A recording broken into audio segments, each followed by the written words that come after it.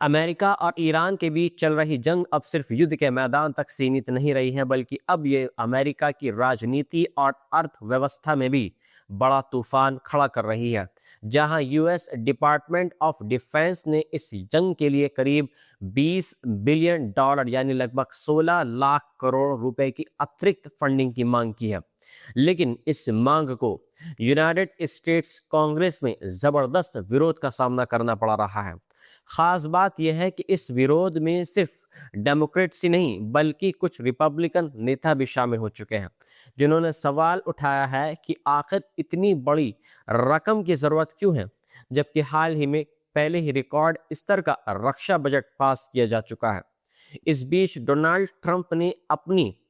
अभी तक आधिकारिक तौर पर यह प्रस्ताव कांग्रेस को नहीं भेजा है, लेकिन उनकी सरकार के रक्षा मंत्री पैट हेक्सेट ने साफ बोल दिया है कि जंग लड़ने के लिए पैसे की जरूरत होती है और भविष्य के ऑपरेशन के लिए भी फंडिंग जरूरी है।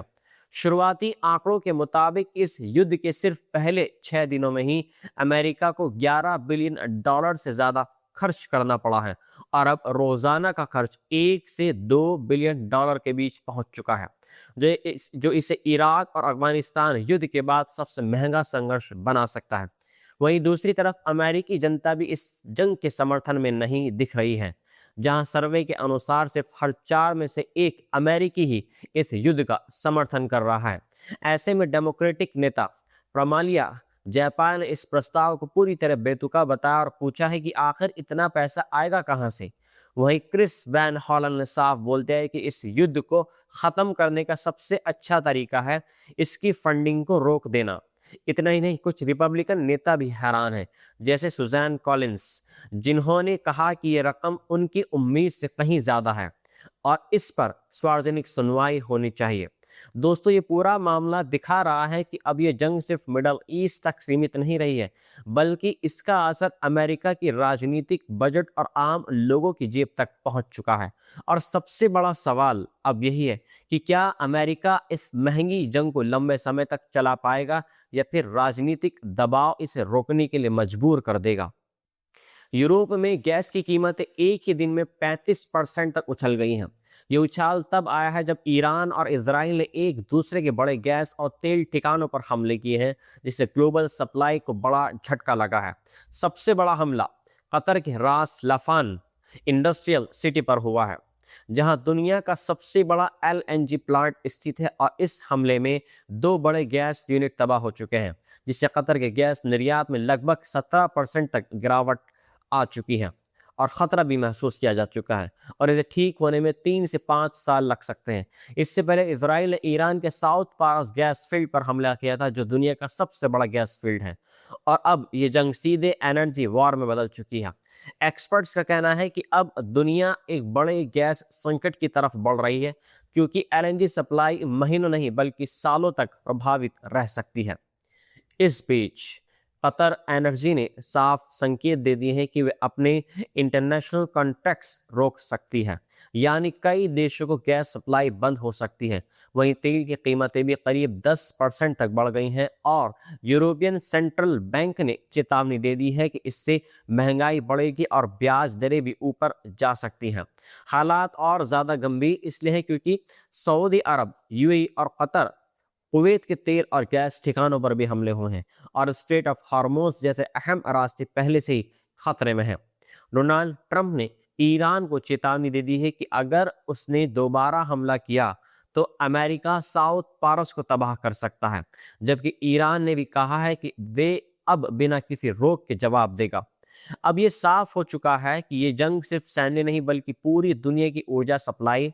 और आपकी जेब पर सीधा असर डालने वाली जंग बन चुकी है। नॉर्थ कोरिया से एक बेहद बड़ी और चौंकाने वाली तस्वीर सामने आई है, जहां वहां के नेता किम जोंग उन की बेटी जू ई सेना के एक टैंक को खुद चलाती हुई नजर आई हैं और उनके पीछे खुद किम जोंग उन बैठे दिखाई दिए हैं। इस घटना ने पूरी दुनिया का ध्यान खींच लिया है, क्योंकि अब ये संकेत मिल रहे हैं कि जू ए को भविष्य के नेता के रूप में तैयार किया जा रहा है। बताया ये जा रहा है कि उनकी उम्र करीब 13 साल है और पिछले कुछ महीनों में उनकी सार्वजनिक मौजूदगी तेजी से बढ़ी है। इससे पहले भी उन्हें फायरिंग रेंज में राइफल और पिस्टल चलाते हुए देखा गया था और अब टैंक चलाने की तस्वीर ने यह साफ कर दिया है कि उन्हें सैन्य ट्रेनिंग दी जा रही है। ये तस्वीरें उत्तर कोरिया की सरकारी एजेंसी KCNA ने जारी की है, जिसमें एक नए आधुनिक टैंक का परीक्षण भी दिखाया गया है, जिसे ड्रोन और एंटी टैंक मिसाइलों के खिलाफ ज्यादा मजबूत बताया गया है। किम जोंग उन पिछले कुछ सालों से अपनी सेना को तेजी से आधुनिक बना रहे हैं, जिसमें बैलिस्टिक मिसाइल और परमाणु हथियार भी शामिल हैं। जानकारों का मानना है कि जू-ए की लगातार बढ़ती मौजूदगी एक बड़ा राजनीतिक संकेत है कि उत्तर कोरिया में अब अगली पीढ़ी की लीडरशिप की तैयारी शुरू हो चुकी है।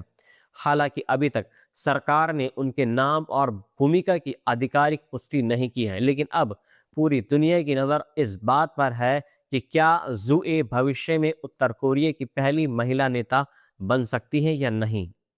बेंजामिन नेतन्याहू ने बड़ा बयान देते हुए कहा है कि अब भविष्य में तेल और गैस के लिए पूरी दुनिया को एक नया रास्ता अपनाना होगा।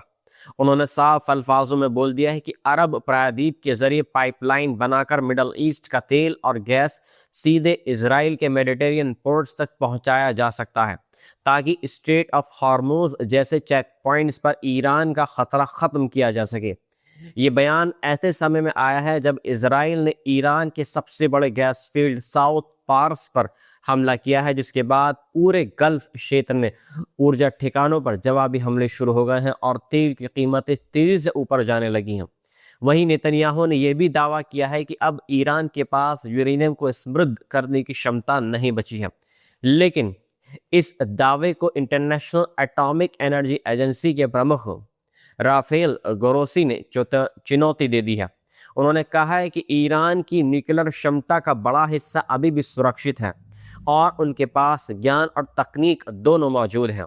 इसी बीच नेतन्याहू ने खुलासा किया है कि डोनाल्ड ट्रंप ने उनसे भविष्य में गैस फील्ड्स पर हमले रोकने के लिए कहा है, क्योंकि अमेरिका में बढ़ती तेल कीमतें राजनीतिक दबाव पैदा कर रही हैं। लेकिन इसके बावजूद इजराइल अपने सैन्य कार्रवाई को सही ठहराते हुए कह रहा है कि वे ईरान के मिसाइल और न्यूक्लियर प्रोग्राम को पूरी तरह खत्म करना चाहता है। वहीं एक और बड़ा संकेत देते हुए नेतन्याहू ने कहा है कि सिर्फ हवाई हमलों से ईरान की सरकार को गिराना संभव नहीं है और इसके लिए ग्राउंड ऑपरेशन की भी जरूरत पड़ सकती है। हालांकि उन्होंने इसके बारे में ज्यादा जानकारी देने से इनकार कर दिया है। इस पूरे घटनाक्रम ने यह साफ कर दिया है कि यह जंग अब सिर्फ